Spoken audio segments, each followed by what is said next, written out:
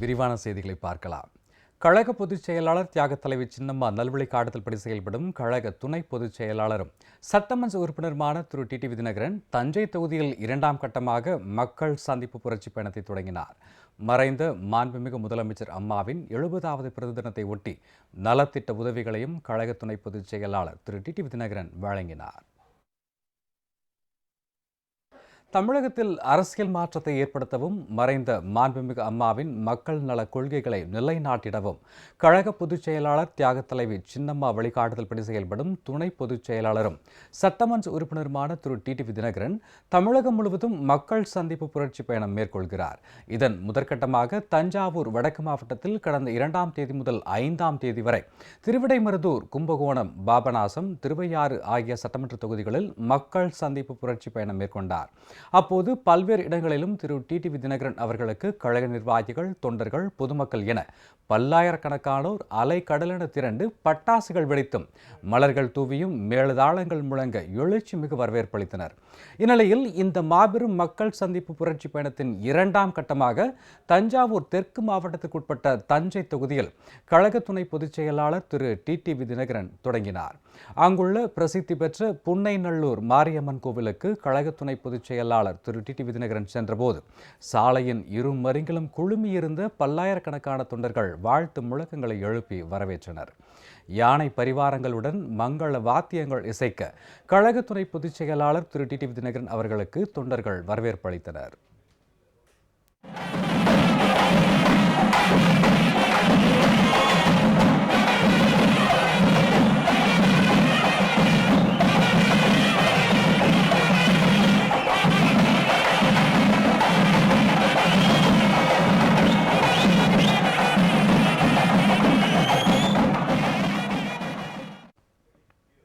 இதனைத் தொடர்ந்து புன்னைநல்லூர் மாரியம்மன் கோவிலில் கழக துணை பொதுச் செயலாளர் திரு டிடிவி தினகரனுக்கு கோவில் நிர்வாகம் சார்பில் மாலை அணிவித்து சிறப்பான வரவேற்பு அளிக்கப்பட்டது.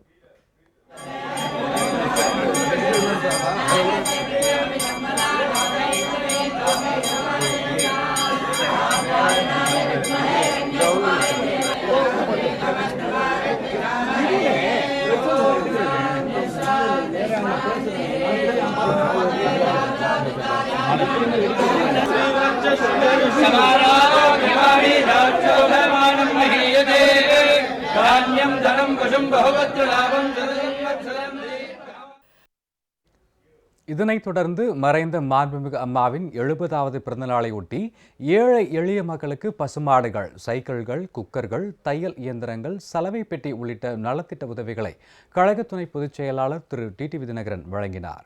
இதையடுத்து சிஆர்சி டெப்போ பகுதியில் கூடியிருந்த ஆயிரக்கணக்கான பொதுமக்கள் மத்தியில் எழுச்சி உரையாற்றிய திரு டிடிவி தினகரன் எடப்பாடி பழனிசாமியின் மக்கள் விரோத அரசை கடுமையாக விமர்சித்தார். தாங்களும் தங்கள் குடும்பம் மட்டுமே பயனடைய வேண்டும் என்ற எண்ணத்தில் எடப்பாடி OPS தரப்பினர் மத்திய அரசிடம் கை கட்டி நிற்பதாக குற்றம் சாட்டினார். தமிழகத்தில் மீண்டும் அம்மாவின் நல்லாட்சி விரைவில் அமைப்போம் என்றும் திரு டிடிவி தினகரன் உறுதிபட தெரிவித்தார். இந்த ஆட்சியாளர்கள் தாங்களும் தங்களது குடும்பமும் இருந்தால் போதும் என்று மத்தியிலே ஆள்பவர்களுக்கு கை கட்டி வாய்ப்பொத்தி சேவம் செய்து கொண்டிருக்கிறார்கள். அவர்களின் இந்த செயல்பாட்டிற்கு நீங்கள் எதிர்பார்க்கின்ற விதமாக நிச்சயம் விரைவிலே ஒரு முடிவு வரும். மீண்டும் தமிழகத்திலே அம்மா அவர்களின் ஆட்சி உருவாக்கப்படும் என்பதை இந்த நேரத்திலே கோரிக்கொள்கின்றேன். நீங்கள் எங்களுக்கு ஆதரவளித்து அம்மாவின் ஆட்சியை தமிழகத்திலே கொடுப்பதன் மூலம் நமது சோழமண்டலம் பாதுகாக்கப்பட்ட விவசாய மண்டலமாக நிச்சயம் உருவாக்கி காட்டுவோம். இங்கே விவசாயம் சார்ந்த தொழில்களை தவிர வேறு எந்த ஒரு தொழிலும் நாம் இங்கே செய்ய முடியாத அளவிற்கு இது பாதுகாக்கப்பட்ட விவசாய மண்டலமாக நிச்சயம் உருவாக்கி காட்டுவோம். நமது தஞ்சையிலே விட்டு போன பகுதிகளிலே பாதாள சாக்கடை திட்டத்தை நிறைவேற்றி தருவோம்.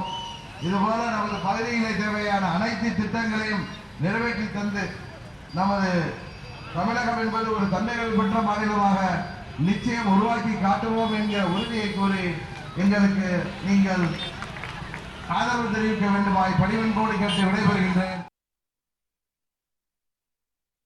அங்கு கூடியிருந்த கழக தொண்டர்கள் திரு டிடிவி தினகரன் அவர்களுக்கு வீரவாள் மற்றும் வெற்றி வேலை வழங்கியும் பொதுமக்கள் பூமாரி பொழிந்தும் உற்சாக வரவேற்பளித்தனர். அதனைத் தொடர்ந்து பல்லாயிரக்கணக்கான மக்கள் வெள்ளத்தில் மிதந்து சென்ற கழக துணை பொதுச் செயலாளர் திரு டிடிவி தினகரன் எம்எல்ஏ வல்லம் பகுதியில் மக்கள் சந்திப்பு புரட்சி பயணம் மேற்கொண்டார். அப்போது அங்கு திரண்டிருந்த ஏராளமான தொண்டர்களும் பொதுமக்களும் வாழ்த்து முழக்கங்களுடன் மலர் தூவி உற்சாக வரவேற்பளித்தனர்.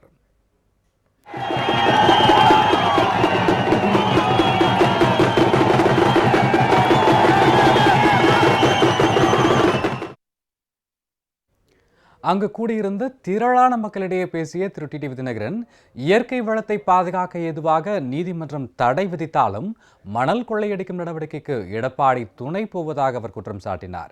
காவிரி தண்ணீர் விவகாரத்தில் தலையிட்டால் டெல்லி முதலாளிகள் ஆட்சியை கலைத்து விடுவார்கள் என்ற அச்சத்தில் இபிஎஸ் ஓபிஎஸ் தரப்பினர் உறைந்திருப்பதாகவும் திரு டிடிவி தினகரன் விமர்சித்தார்.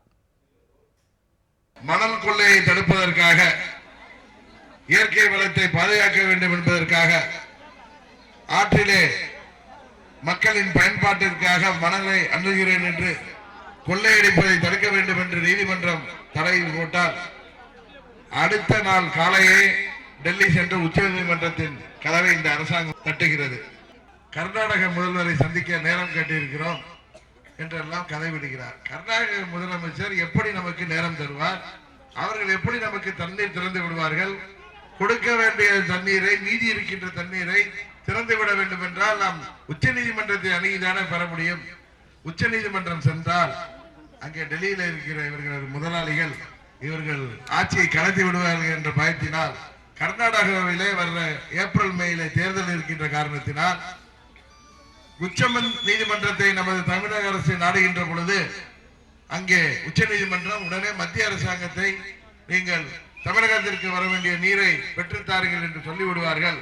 அது பாஜகவிற்கு தேர்தலிலே, கர்நாடக சட்டமன்ற தேர்தலிலே பின்னடைவை ஏற்படுத்திவிடும் என்கிற பயத்தினால் பழனிசாமியும் பன்னீர்செல்வமும் நாங்கள் சித்தாராமையாவை சந்திக்க நேரம் கேட்டிருக்கிறோம் என்று அவர்கள் நம்மிடம் கதைவிட்டுக் கொண்டிருக்கிறார்கள். கஜானாவைத்தான் தூர்வாரி இருக்கிறார்களே தவிர நமது பகுதியில் உள்ள ஏரிகள், குளங்களை தூர்வாரி இருந்தால் காவிரி நீரை நாம் கடலுக்கு செல்ல விடாமல், அதுவும் கர்நாடகா அங்கே உபரியாக மழை பெய்த பொழுது இருக்கின்ற உபரி நீரை திறந்து விடுகின்ற பொழுது தேக்கி வைத்தாலே நாம் பகுதி விவசாயம் செழிக்கும். நிச்சயம் 7.5 கோடி தமிழ்நாட்டு மக்களின் எண்ணத்தை நிறைவேற்றுகின்ற விதமாக வரும் விரைவிலே தேர்தல் வரும். அந்த தேர்தலிலே நீங்கள் அம்மாவின் ஆட்சியை எங்களுக்கு உருவாக்கி நாங்கள் உருவாக்குவதற்கு ஆதரவு அளிக்க வேண்டும் என்று கேட்கத்தான் இன்றைக்கு உங்களை சந்திக்க வந்திருக்கின்றேன். அப்போது பாரதிய ஜனதா, திமுக, தேமுதிக உள்ளிட்ட பல்வேறு கட்சிகளைச் சேர்ந்த 300க்கும் மேற்பட்டவர்கள் திரு டிடிவி தினகரன் முன்னிலையில் கழகத்தில் தங்களை இணைத்துக் கொண்டனர். ஏழுப்பட்டி பகுதியில் கண்ணதாசன் பிரபா தம்பதியினரின் ஆண் குழந்தைக்கு பிரவீன் என்றும், சத்யமூர்த்தி சுகன்யா தம்பதியினரின் இரட்டை பெண் குழந்தைகளுக்கு சந்தியா மற்றும் சத்யா என்றும் திரு டிடிவி தினகரன் பெயர் சூட்டினார். இதனைத் தொடர்ந்து மரும்குளம், அண்ணாநகர் பகுதிகளில் மக்கள் சந்திப்பு புரட்சி பயணம் மேற்கொண்ட திரு டிடிவி தினகரனுக்கு முளைப்பாரி எடுத்து பெண்கள் உற்சாக வரவேற்பளித்தனர். அண்ணா நகரில் உள்ள ராசராச குமாரசுவாமி திருக்கோவில் நிர்வாகம் சார்பில் பூரண கும்ப மரியாதை அளிக்கப்பட்டது. அண்ணா நகர் மற்றும் மருங்குளம் பகுதியில் திரளான மாற்றுக் கட்சியினர் கழக துணை பொதுச் செயலாளர் திரு டிடிவி தினகரன் முன்னிலையில் கழகத்தில் இணைந்தனர். இதையடுத்து அங்கு திரண்டிருந்த மக்களிடையே கழக துணை பொதுச் செயலாளர் திரு டிடிவி தினகரன் எம்எல்ஏ எழுச்சி உரையாற்றினார். இங்கே விவசாயத்தை பாதிக்கின்ற விதமாக மத்திய அரசு கொண்டு வருகின்ற மீத்தேன் வாயு எடுக்கின்றேன் என்ற திட்டம், ஹைட்ரோ கார்பன் எடுக்கின்றேன், அதுபோல கெயில் கேஸுக்காக குழாய்கள் பதிப்போம் போன்ற திட்டங்களுக்கெல்லாம் இங்கே விவசாயிகளுக்கு இடையூறு செய்கின்ற திட்டங்களை அம்மா அவர்கள் உயிரோடு இருந்தவரை அவற்றையெல்லாம் நிறுத்தி வைத்திருந்தார்கள்.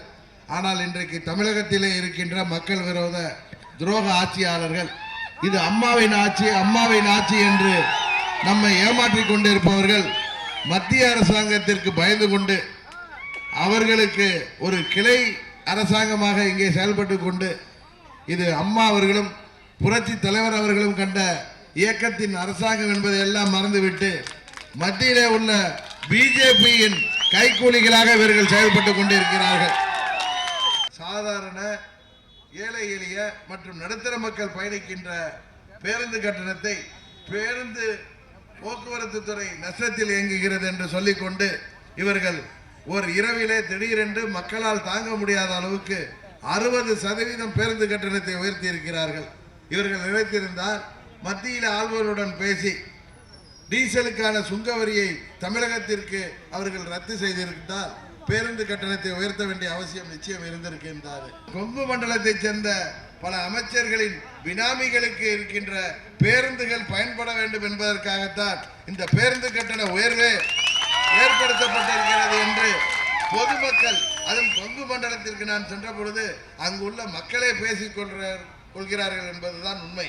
அம்மா அவர்களின் ஆட்சி அமைந்தவுடன் நிச்சயம் நமது பகுதி மக்களின் கோரிக்கை அனைத்தையும் நிச்சயம் நாங்கள் நிறைவேற்றி தருவோம். நமது தியாக தலைவி சின்னம்மா அவர்களின் தலைமையிலான உண்மையான தொண்டர்களின் சார்பாக போட்டியிடுகின்ற நமது சட்டமன்ற உறுப்பினர் மீண்டும் வெற்றி பெற்ற பிறகு அவற்றை நிச்சயம் செய்து தருவோம் என்கின்ற உறுதியை இந்த நேரத்தில் கூறிக்கொள்கின்றேன். இதனைத் தொடர்ந்து அருளானந்த நகர் பகுதிக்கு சென்ற திரு டிடிவி தினகரன் நாஞ்சிக்கோட்டை முன்னாள் ஊராட்சி மன்ற தலைவர் சேகர் அவர்களின் 3வது ஆண்டு நினைவு தினத்தையொட்டி அவருடைய இல்லத்திற்கு நேரில் சென்று அவரது திருவுருவப் படத்திற்கு மலர் தூவி மாலை அணிவித்து அஞ்சலி செலுத்தினார். மக்கள் சந்திப்பு பயணத்தின் போது தஞ்சாவூர் சட்டமன்ற தொகுதியில் திரு டிடிவி தினகரனுக்கு சென்ற இடமெல்லாம் கழக நிர்வாகிகள், தொண்டர்கள் மற்றும் பொதுமக்கள் பல்லாயிரக்கணக்கில் திரண்டு உற்சாக வரவேற்பளித்து தங்கள் பேராதரவை தெரிவித்தனர்.